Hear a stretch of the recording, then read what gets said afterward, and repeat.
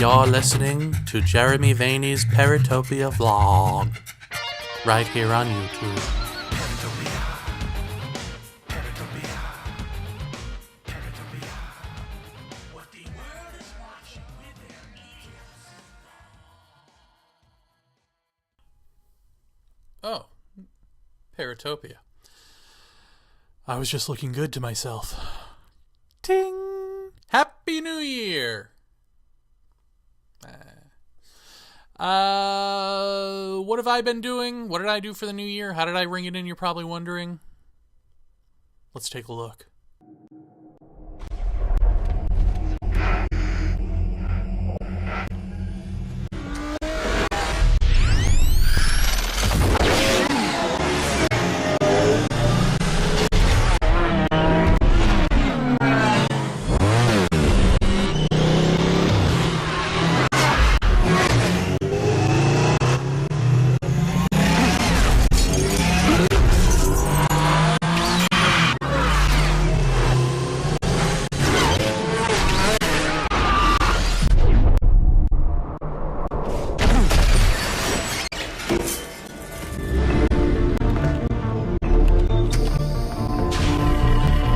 You won, okay? It's just a game! Not anymore.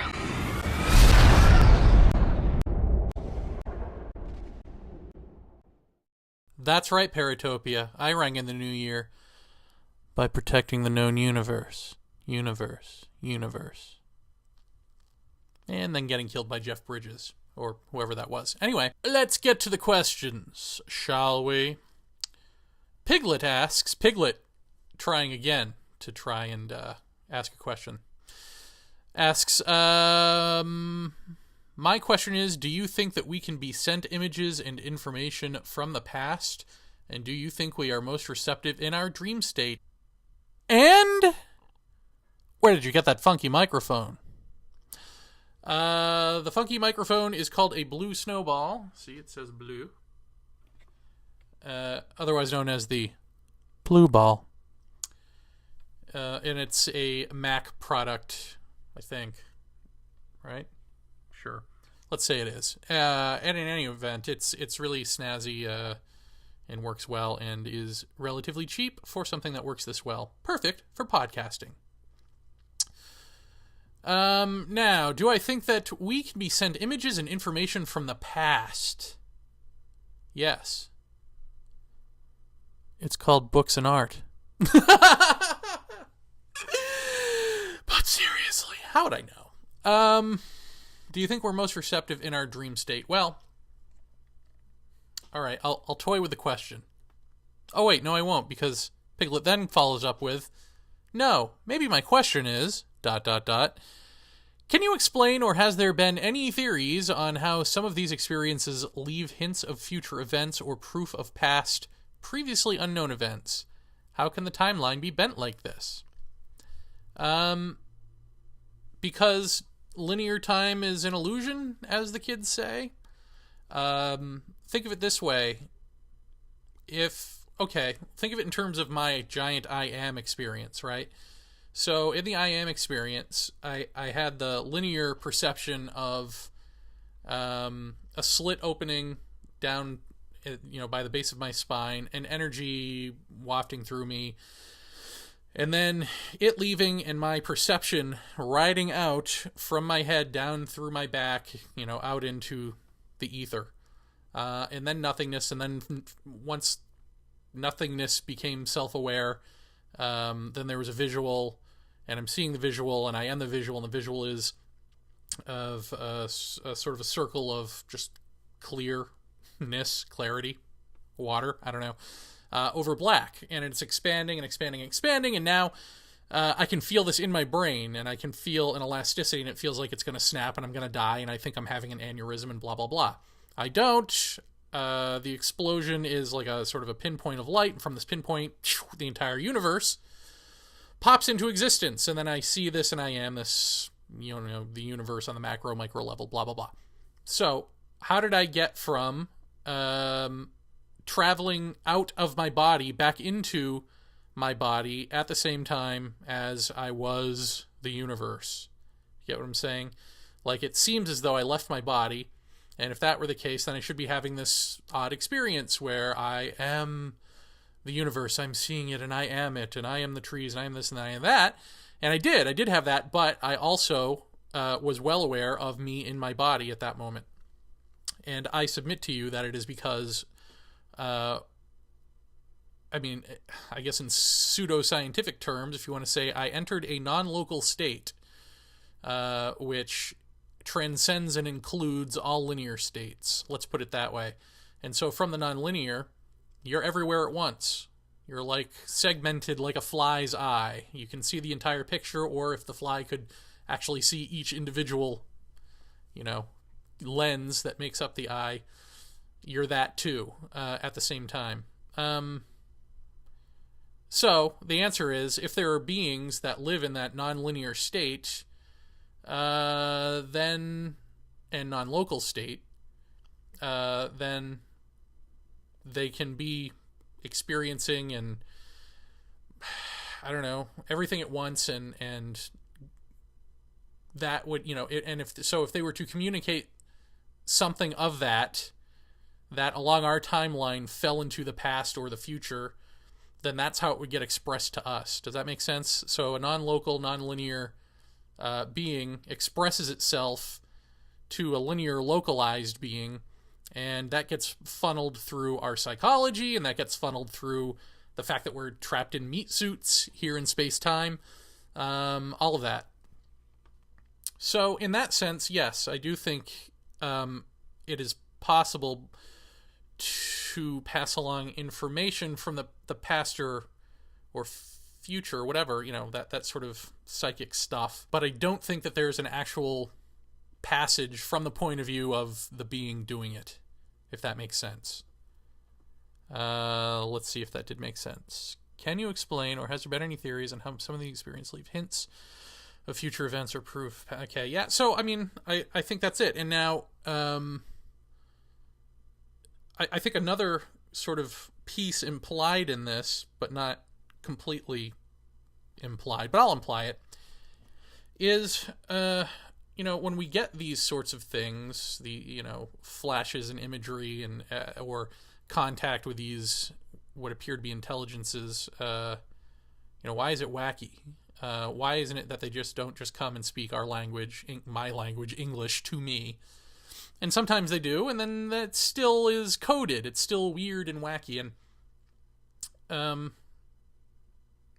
I feel like that's something we should be figuring out. And I think the Lakota are onto it. I think it's something Tiokasin Ghost Horse already said, which is language is shit. He didn't say that, but essentially language is keeping us restricted to linear thinking. I think something, I say it to you, and then I've got to prove it, or I've got to relay facts, and all of this sort of this stuff that we do that we call science, or we call communicating. I'm reading this book on the Kalahari, and just as a for instance, they really treasure being silly. And remember when I asked Tiokasin Ghost Horse, what do you do when you're sitting around with the elders, and you're not talking spirit? What do you do? And what do you talk about? And he said, we tell jokes. Well, it turns out that according to the Kalahari people, the Bushmen, that laughter and movement, you see what anthropologists have called the trance state, but wrongly so. They have fits of laughter and fits of convulsion and all of this, and that's spirit entering them, and so on and so forth. Not unlike the Pentecostals and that sort of thing. So to them, and I take away the Lakota as well, and probably all indigenous folks who get it. The important thing isn't language, written word language. Of course, visuals are important, but also abstract silliness, to shake you up, to shake you out of your linear, in your head space, if that makes sense. I think everything I've just said has only made partial sense, and yet I think you know exactly what I'm talking about. So there you go. Let's move on. Glenn asks, Jeremy, years ago I read a book by Colin Wilson, Access to Inner Worlds. The subject of the book was a man who was experiencing movements similar to yours. Ever read it or ever heard of it? No. I'm familiar with Colin Wilson, but I'm not familiar with that book. I have not read that book. And these movements are talked about in the Kalahari book I'm reading, the book about Kalahari Bushmen, where, you know, they sort of laugh about these Asian masters who do Tai Chi and all of this, and try to discipline you against spontaneous movement and spontaneous outbursts, because that's what spirit is. And you're supposed to let the movements guide you, not you guide the movements. All of this is sounding familiar, right? I mean, this is stuff that I'm experiencing. So, you know, when you talk about Kundalini energy, or I guess they call it Nam, they probably pronounce it Nam or something like that, because I don't know how their word system works, but it's N and then a large slash OM. So I wonder if that slash isn't for a clicking sound in their language, or I'm just racist. One of the two. So Nam, universal energy, Kundalini energy, Chi energy, I mean, all of these things are sort of getting at this same thing, which is the energy that moves me when I step out of the way and let it do its thing. All right. I've answered some questions, right? That's all we got? Yeah, that's all we got. Anything else? Paratopia Quarterly is coming out at the end of this month, and Jeff and I are extremely proud of it. I think this is going to shake up ufology in a good way. They won't feel it in a good way, like medicine. But, so we're giving away the cover story and a supplementary article to the cover story this I don't know, Friday, Saturday, whenever it launches. So look for that and read it and pass it along to everybody. We want this getting out there to everyone, not just because we want to sell a magazine, but because this cover story is actually extremely important, in the same way that the David Jacobs story was extremely important. I mean, it's time to really nail shut some of this bogus research that's been going on into alien abductions, so that we can then move on. And I feel like after this issue of Paratopia Quarterly, it'll be like a burden is off of all of our backs and we can move on. It'll be like it's out there now, okay? This is the deal with these two giant researchers. And I won't say, you know, I'm being purposely vague because we don't want to say anything about who the author is, and I'm sure you can guess who the researcher is, but we don't even want to say that out loud until it hits, because we don't want anyone to be able to not read the article and try to blacklist it without having read it, and try to get other people not to read it without having read it. You know, because in ufology, everything's a war, right? There's no just like, let's look at the facts. And it's interesting because we've been talking about on the Rec Center forum, you know, why is it that archaeologists are hesitant to push the date of humanity, of human civilization, back any further? You know, you'd think it would be good for business and discovery and, you know, human enrichment and all of that. And it's funny because, you know, everybody has their, well, they resist change and they, you know, they've built their identities and their work up on this and blah, blah, blah. And it's funny because people who pay attention to paranormal or ufological issues tend to think of that as something that happens out there, right? That's what separates us from the mainstream. We're not the sheep. We're not the ones who are in denial of what's really going on. We're the ones who want the truth. The truth is out there, right? Except when it comes to actual reality. And then it's like, oh, wait a minute. We don't want to hear that hypnosis doesn't work, and we don't want to hear that David Jacobs is a scoundrel, and you know, so on and so. We don't want to hear that, you know, Gene Steinberg of the Paracast is now just blatantly lying in his newsletter about the time he had on Jacobs and Hopkins, and they had on Kevin Randall and Jacobs and Hopkins, and he says in his latest newsletter that they had them on, and it was a civil discussion, and the whole reason that they didn't really delve into the Emma Woods issue is because he saw it as a sideshow anyway. It was just sort of a circus sideshow, and it's like, well, gee, Gene, if you go back, what you were saying originally was that you let David Jacobs hang himself by his own words. That's why you softballed him. But really, the issue is that Paratopia, broke the story. I mean, really, Kim Carlsberg broke the story, but we sort of widened it and made people pay attention to it in a way that ruffled the feathers of Gene Steinberg, right? Because he had not only, is he buddy-buddy with these guys, but he also had his own listeners who were like, wait, why are you, treating her this way, treating the topic this way? Why do you want to put them in the Hall of Fame? All this sort of stuff. Because at the time, he was running some Hall of Fame, Hall of Shame nonsense.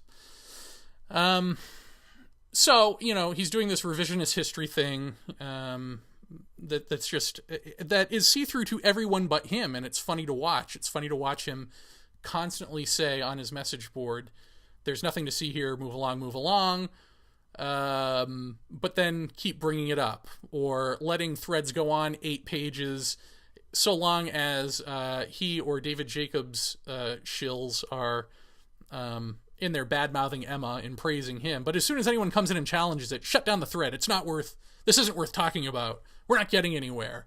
And of course, what issue are you going to get somewhere with? This is the unknown. Like, you're going to get somewhere with some other thread? have at it. But the fact that he would censor his listeners like that, it's just so obvious, It's so obvious that, again, it's a shame. And now this is someone who, claims to be looking for the truth and blah, blah, blah. And we all know that that's nonsense.